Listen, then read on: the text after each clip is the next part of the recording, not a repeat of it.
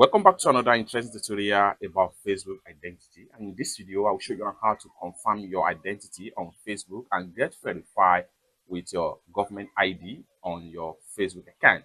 Let me show you how. Very first thing you want to do is to go ahead and open up your Facebook app.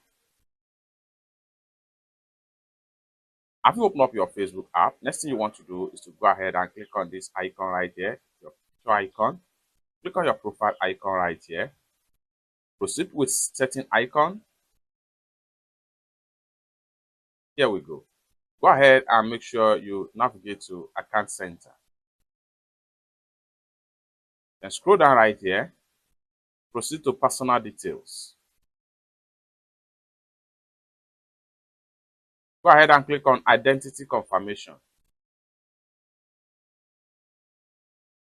Proceed with Confirm Your Identity.